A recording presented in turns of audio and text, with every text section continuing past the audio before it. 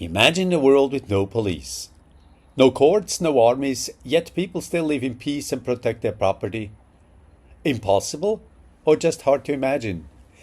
How exactly would private security work without the state? The answers to these questions are largely found in the works of Hans Hermann Hoppe, with examples and details worked out by Oliver Janik, among others. My goal is to make these arguments come to life for young people in pictures, scenes, stories and adventures. To be precise, this presentation is an excerpt from a 2-hour youth seminar. In the seminar, we take an imaginary journey to a twin planet of the Earth. It is a copy-paste of the Earth with the same size, seas, continents and animals and even people, but it lacks one thing.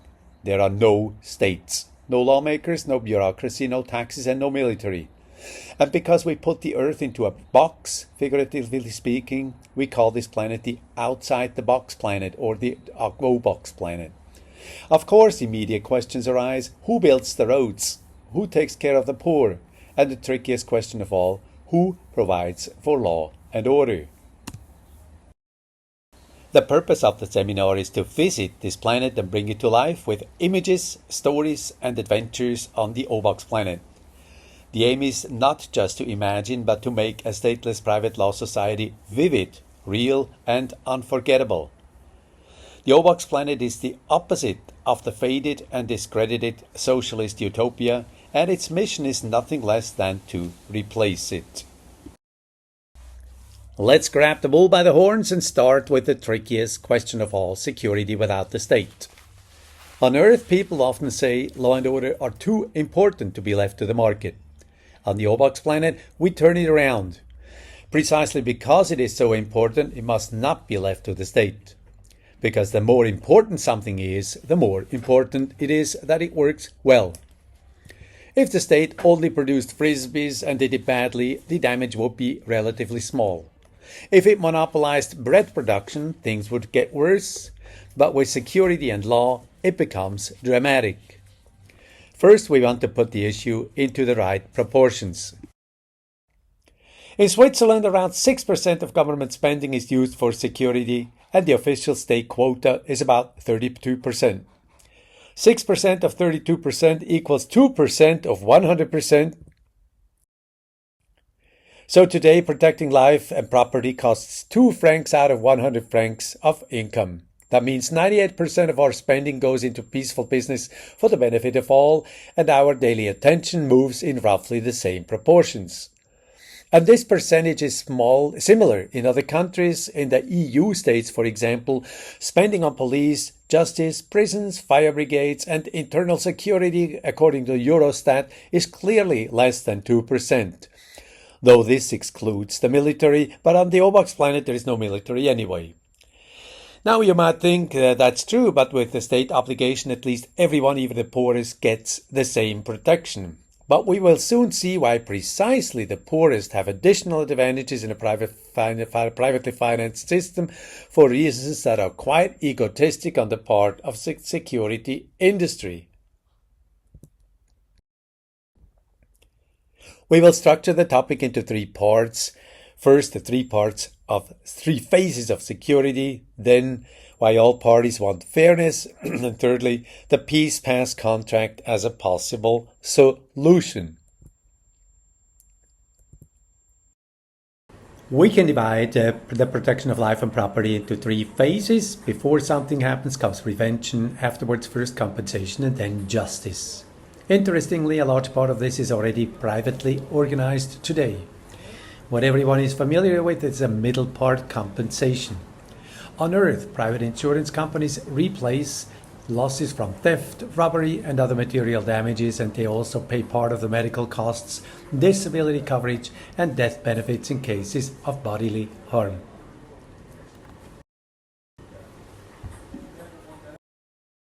From personal experience, we also know the topic of prevention, meaning avoidance of crime. We put up fences around our gardens, lock our doors, use safes and alarm systems, and we adjust our behavior to the environment so as not to provoke wrongdoers. Private security companies provide patrol and guard services, protect properties, and carry out security checks. On the OboxPlanet, they also take over the remaining police tasks such as emergency calls. Things get really interesting when it comes to the pursuit, identification, and conviction of offenders, the part right on the right, restitution and justice. On Earth, this is mostly handled by state police and the justice system, and here we see the biggest differences compared to the OboxPlanet. Fortunately, the interests of insurance companies and their customers align in this area. All parties share one common goal, namely achieving the highest possible level of justice. You may have noticed that I said the highest possible justice because justice has meant very different things in different places and at different times. 500 years ago, witch burnings and slavery were considered acceptable. Even today, systems like Catholic canon law or Sharia law sometimes lead to very different outcomes. On Earth, politics determines which values apply, and then those rules are imposed on everyone. On the OboxPlanet, law is not dictated, but rather discovered and developed by neutral judges. Justice here is more nuanced, individual, and flexible, highly fascinating, and at the same time surprisingly simple. We'll dive deeper into this subject later, but you can look forward to that. For now, let's return to the claim that all parties involved share an interest in reaching a fair verdict. We can distinguish three main parties involved: the victim, the insurance company, and the offender or the accused. First, the victim. Most victims want not only compensation but justice. In case of violent crime, they often seek understanding from the offender. They want the offender to realize what they did, to be judged and punished, and then to have the chance either to see them repent or to give them after the judgment. Second, the insurance company. At a minimum, an insurance company wants to catch the offender and make him pay for all the costs of capture, trial, and the compensation paid out to the victim. This is not only common sense, it's a matter of survival for an insurance company. Firms that consistently fail to catch offenders or that accept poor judgments will face higher costs and lose business to competitors. Eventually, they disappear from the market.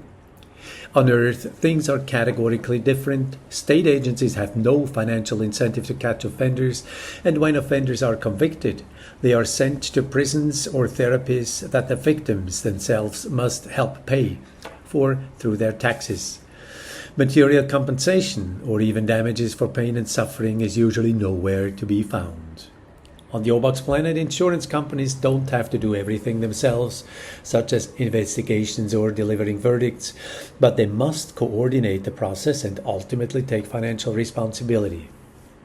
Third, the accused. Among the accused, there are both the guilty and the innocent. For the wrongly accused, the first and highest priority for both insurers and courts is to avoid false convictions. If a wrongful conviction is later overturned, for example, if somebody spent time in prison despite being innocent, the costs are immense. The same self-interest that drives insurers also ensures that verdicts aim to be as fair as possible. After all, if a wrongful judgment turns out to be extremely harsh, the compensation owed will be enormous. And here comes an exciting detail. Correcting wrongful convictions can actually be a profitable business model. Whether it's an individual or a company, anyone who works to prove the innocence of a convicted person can agree to receive a share of the compensation once the case is overturned. And this is especially valuable for those with little money, since even they can gain strong allies on the Obox security and justice market.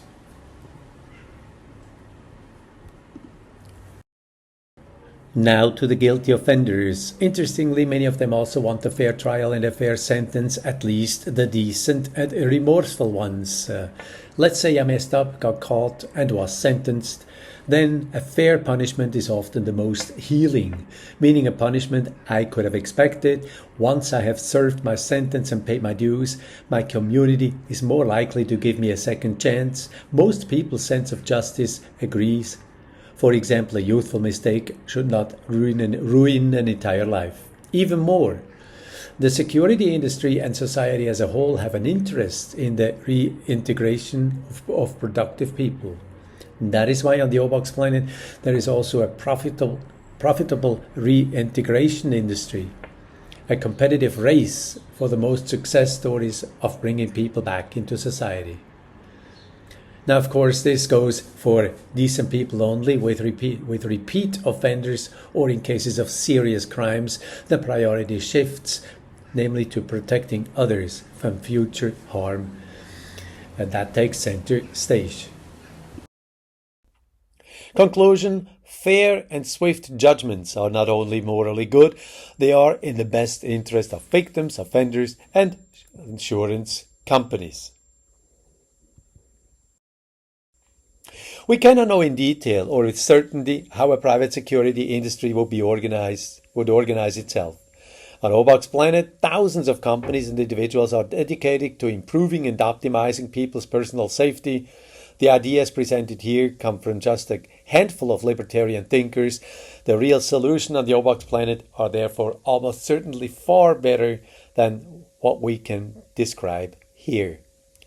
But I would argue that the vast majority of people on the OboxPlanet have some form of insurance contract, a peace pass contract as we will call it from now on. The only exceptions are a few hermits and those criminals who have lost their contract as a punishment. My claim has two main reasons. First, the Peace Pass contract is extremely inexpensive. Remember, in Switzerland, state security costs about 2% of total income, which would mean about 2,000 francs per year with an income of 100,000 francs, compared to 32,000 francs in taxes for the same income. On Earth, police and justice are state monopolies. On the OboxPlanet, they are provided by competing private firms. Experience shows that this competition reduces costs by about half, bringing the amount down to about 1,000 francs yearly. Another difference is that on the OboxPlanet, many crimes linked to the state and state law simply don't exist. They include tax offenses, money laundering, and victimless crimes such as drug trade, and with them the entire mafia-style organized crime it finances. That probably reduces the cost even further to perhaps 500 francs per year. A further relief comes from the offenders themselves. They must bear all the costs they cause, including victim compensation, investigation, capture, and trial. This drives premiums down even more to just a few francs per year on a 100,000 franc income, and the poor, of course, pay even less. In fact, even the smallest incomes can afford a Peace Pass contract. The second reason for having a Peace Pass contract is its importance in everyday life. Anyone who wants such a contract commits to respecting the property of others. The pass creates, therefore, trust and has a civilizing effect. Without a Peace Pass, you are considered suspicious. On the OboxPlanet, no rental agreement, no bank services, no employment contracts. So, is the Peace Pass a private sector surveillance tool? Not at all. It's simply an insurance contract that protects the life and property of the insured, plus liability coverage, combined with the promise that the holder will not harm others. We see parts of this even on Earth. If you want to rent an apartment, drive a car, or do business, you also need insurance without infringing on your privacy. That is why almost everyone has a Peace Pass contract. It's cheap, useful, and signals one thing: I play by fair rules. What will a Peace Pass contract most probably contain? First, liability and legal protection, then compensation for crimes, fines and the distribution of the fines, procedures for reaching verdicts, and standards for personal behavior. The first insurance component protects the customer against claims from others. It consists of a liability insurance and legal protection. insurance, including access to legal advice. We all know all this from the earth. Second, compensation after crime, something we are already also familiar with on Earth. The victim immediately receives support from their insurance, even if the offender is still at large. Examples: a stolen TV is replaced. In cases of physical injury or death, fixed amounts or pensions are paid out. These are the first costs that offenders must repay to the insurance company, along with the expenses for investigation and trial. Result: lower premiums for the insured. Third, fines. In addition to compensation, there are also monetary penalties or damages for pain and suffering. Punishment is necessary, otherwise crimes would carry no real risk. Penalties vary from place to place depending on culture. However, it may be efficient for insurance companies to offer quote-unquote standard norms within certain regions and include these in the contract. For example, a contract could specify that we run under the Zurich norm, and the Zurich norm might carry a penalty of a double value of the stolen item instead of in case of a standard theft, with 80% going to the victim. This kind of clarity, known to all insured parties, both the victim and the offenders, allows for quick decision in standard cases, while still leaving room for flexible adjustments when circumstances are special or when different cultures are in dispute. We'll return to this situation later. Procedures: neutral judges instead of politics. The insurance company will start the process as soon as it must pay out. It then seeks out the offender or arranges for somebody else to do so. Once a suspect offender is found, and if both parties are insured, then insurance companies confer and propose a settlement. By the way, if one or both parties do not have a pass contract, nothing changes in the procedure. The uninsured party simply has to cover their own legal expenses. If both sides accept the proposal, the case is settled. If at least one side refuses, the case proceeds to a first arbitration court, then a second, and finally to a last instance appeals court. Insurance companies have a strong interest in fair, quick, and cost-efficient verdicts. They therefore maintain lists of preferred arbitration firms on the market. Conflicts are therefore resolved as rapidly and effectively as possible, and this system works even better even between different cultures. More on that later. Lastly, conduct and duties of the insured. Every insured person promises no theft, no violence, no aggression. Naturally, one might ask, why is this necessary? Why cannot theft or acts of violence be insured? Well, there are several reasons. It would be completely contradictory. Imagine an insurance company defending one client's aggression while at the same time paying out for the damage caused to another client. Or put it differently, insurance is a risk community for events that the insured people cannot control. That is, even today, things like suicide or deliberately burning down one's own house are not insurable. Every insured person is also obliged to accept judgments.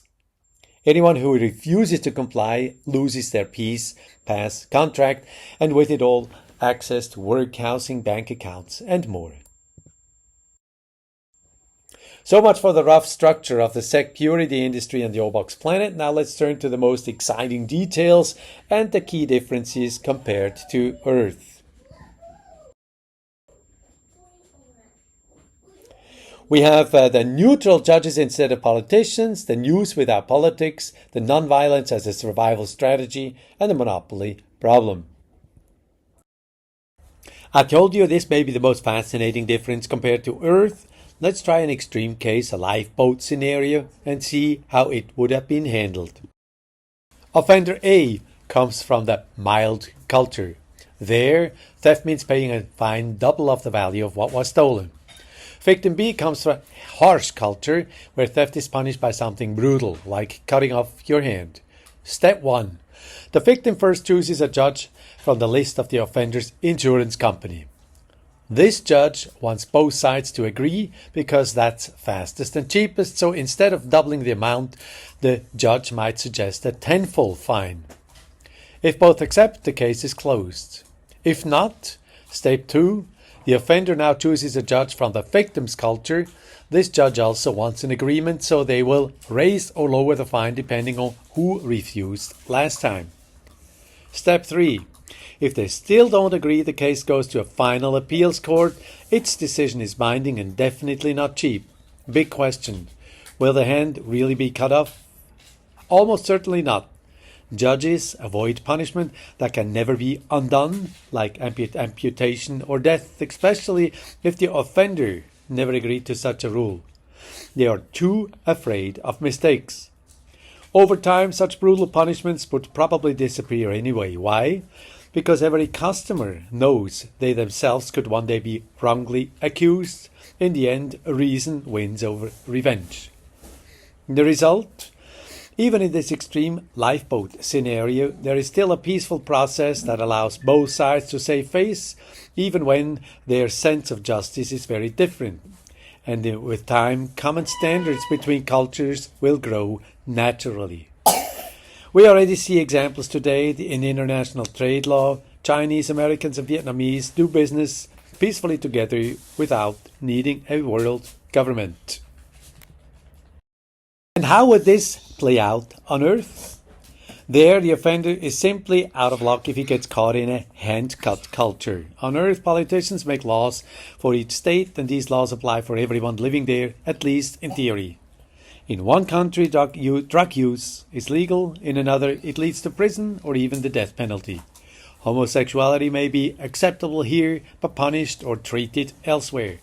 In culture A, theft may mean a fine, while in culture B, it could mean losing your hand. And that the same differences apply in issues like the death penalty, assisted suicide, or abortion. On the OboxPlanet, when there are major cultural differences, an offender can indeed be punished much more severely in a strict region than, quote-unquote, at home. One reason for this is the much greater legal awareness of people, and that brings us to the next topic. Knowledge about court rulings and the culture of punishment is far greater on the OboxPlanet than on Earth. On the OboxPlanet there are no states. The news contains no reports about politics, whether local, regional, national or international. No political power games, no corruption, no diplomacy and no wars. But without the political part, there is much more room for other topics. The news can focus on sports, health, inventions, gossip, and conflicts involving court cases or the protection of children and animals. Another important point, non-violence on the OboxPlanet. For security companies in a competitive market, avoiding violence is a matter of survival. Violence is always far more expensive than peaceful compromises. Any company that uses force when a non-violent solution was possible quickly disappears from the market. And as we have seen, even the trickiest conflicts can be solved without violence. Because violence costs more than peaceful conflict resolution, there are also no wars between large established companies. And that's the very reason why criminal organizations like the Mafia cannot establish themselves either. It simply makes no financial sense. What about monopolies? On Earth, we already have experience with a huge, all-powerful monopoly. It's called the state. And it monopolizes the entire justice and security industry. On the OboxPlanet, anyone can start a company. And they might even become a kind of monopoly, but only as long as they are cheaper and better than the competition. Yet, no company can ever be the best everywhere and at all times. Big firms quickly become slow and rigid, and no business can prevent people outside the company from coming up with a new idea and entering the market. Maybe they're cheaper, maybe they're cooler, maybe they're just different. Customers do have diverse and ever-changing needs, which keeps the market colorful and open. Nor can business be forced through violence. The only ones with the means to use force would be the security companies, but a security firm that tried to threaten others would immediately lose all of its clients and employees and face united opposition from all the other firms who, as we have seen, want to operate non-violently. Summary. On the OboxPlanet, people's need for security are the same as on Earth, the protection of life and property. But since there are no taxes, there is much more money left for private solutions. That is why most people have a Peace Pass contract, an insurance contract that protects life and property. It is inexpensive and also opens the doors to contracts for work, housing, banking and more.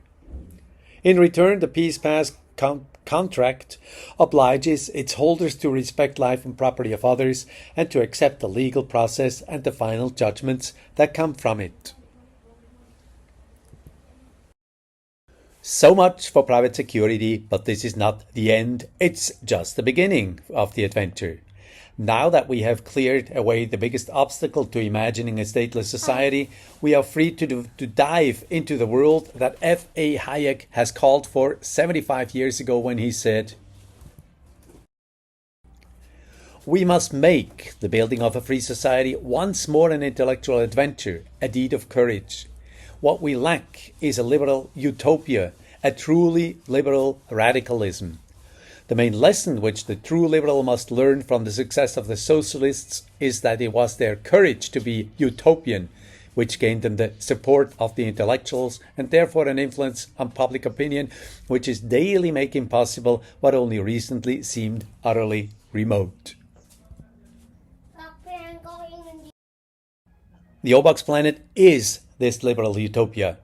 It brings Professor Hoppe's private law society to life. Not in dry theory, but in vivid pictures, living scenes and unforgettable adventures.